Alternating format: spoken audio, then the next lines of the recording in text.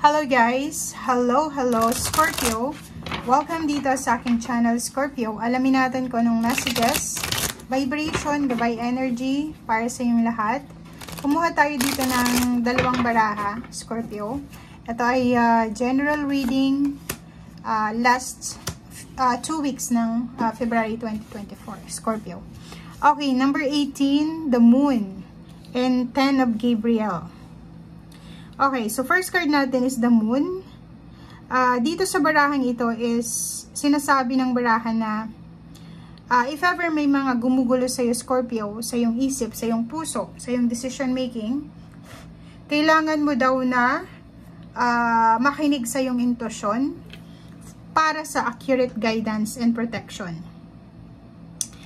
Dito daw sa 2 weeks na to ay may posibilidad or may oportunidad na ma-improve yung plano mo sa buhay or yung literal yung buhay mo. Pwedeng ma-improve yung buhay mo dito.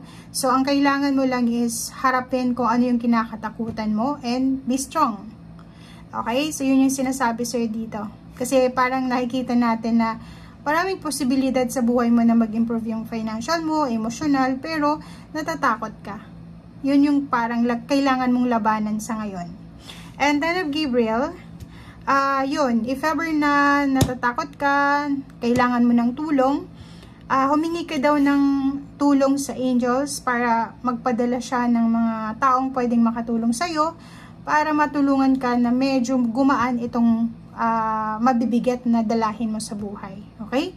So, if ever na nagtatrabaho ka ng double time, nagtatrabaho sa gabi, nagtatrabaho sa umaga, sinasabi ng baraha mo sa'yo dito na kailangan natin na magpahinga paminsan-minsan, kailangan natin ng balanse, kasi masyado kang busy, masyado kang pagod. Pwedeng ang trabaho mo is panggabi, or pwedeng yung trabaho mo is from morning until night, or night until morning, para i-please yung tao, or parang nagtatry hard ka na i-please yung employer mo or yung boss mo para taasan yung sweldo mo or ma-regular ka agad-agad. Pero, ang problema lang dito ng 10 of Gabriel na to, na 10 of Wands, is posibleng masacrifice niyan yung health mo and pwede kang magkaroon ng imbalances sa relationship kasi busy ka sa trabaho.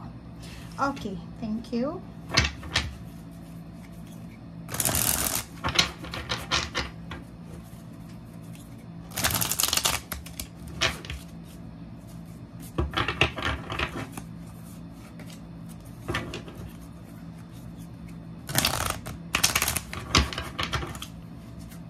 Okay, Scorpio.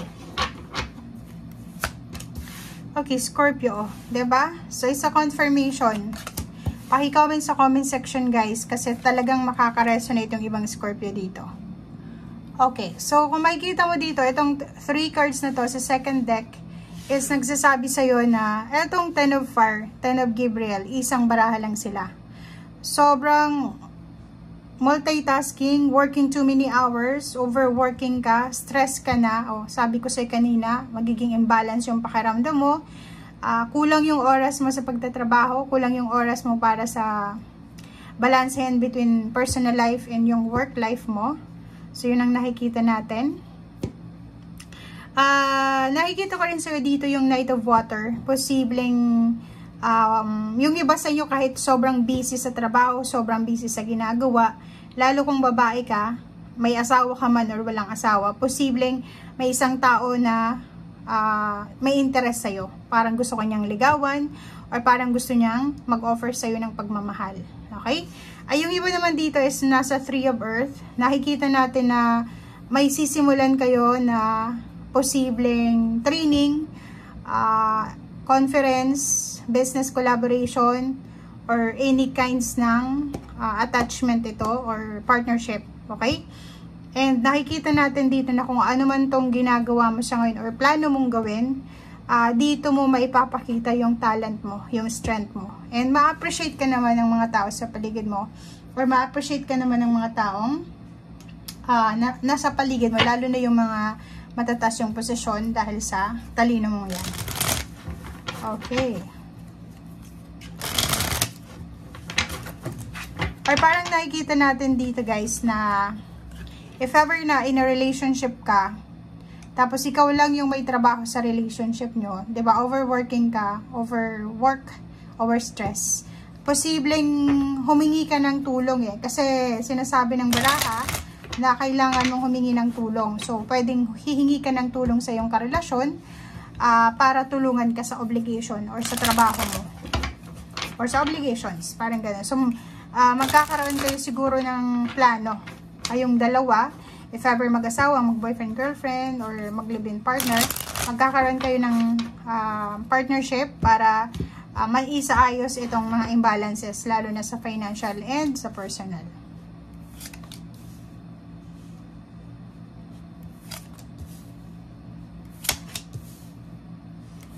Okay, o tingnan mo, tatlo yung 10 of Wands. Nako, Scorpio, nakakaloko yung Scorpio natin. Kasi tingnan mo itong 10 of Wands. 10 of Wands, 10 of Fire, 10 of Gabriel. Isa lang yung sinasabi ng baraha dito. Sobra kang busy. Pagod na pagod. I-comment mo sa comment section, Scorpio, kung ito ay totoo. Sobrang pagod na pagod ka. Kasi may purpose ka May kailangan kang specific amount ng pera bago matapos yung taon. May project ka May gusto kang tapusin, may gusto kang simulan. So, workaholic, stress, imbalance, sobrang sipag. Okay? So, dito naman sa Four of Pentacles, sinasabi ng baraha sa'yo na handang-handa ka na suungin lahat ng competition, lalo na sa pera. Handang-handa. Kasi itong 5 of Wands na ito is, nakikita ko sa'yo na willing kang pasukin lahat ng oportunidad, posibilidad na financial new beginnings para lang makapag-ipon ng pera. So, yun ang purpose mo. Ang purpose mo is yung makapag-save ka ng pera sa kahit anong klase ng paraan.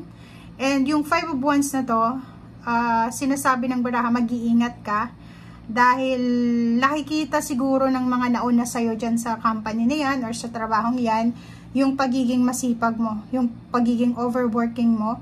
And posibleng yan, yung pagiging masipag mo or yung parang trying hard na i-please yung boss mo or yung mga namumuno, ay pwedeng maka-apekto yan sa mga tao sa paligid mo. So, pwedeng makakuha ka ng kaaway or may mga taong magagalit sa'yo. Okay. So, nakikita ko rin sa'yo dito na may 7 of Cups and then 6 of Swords and 10 of Cups. Posibleng may magta-travel dito. So, pwedeng magta-travel yung ikaw or pwedeng yung karelasyon mo or yung pamilya mo para magkasama-sama na kayo sa isang bahay or sa isang lugar. Paki-comment sa comment section. May iba din sa inyo dito na kaya kayo sobrang workaholics, kaya kayo sobrang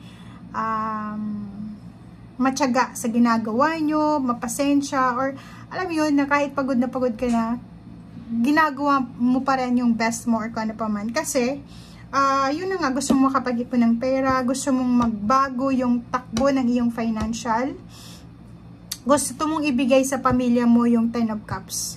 Lalo sa anak mo kung may anak ka na, and kung single ka sa parents mo, parang gusto mong ibigay yung kaligayahan financially and emotionally para maging proud sila sa'yo. Parang ganun ang nakikita natin dito.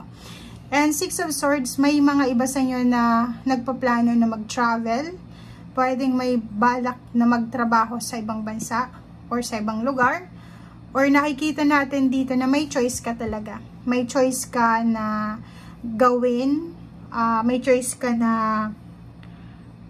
tuparin kung ano talaga yung gusto mong mangyari sa buhay mo. Okay? Etong 10 of Wands na to, since 3 cards sila, so sinasabi sa'yo ng barahan na walang masama sa pagiging hardworking. Walang masama sa ginagawa mo.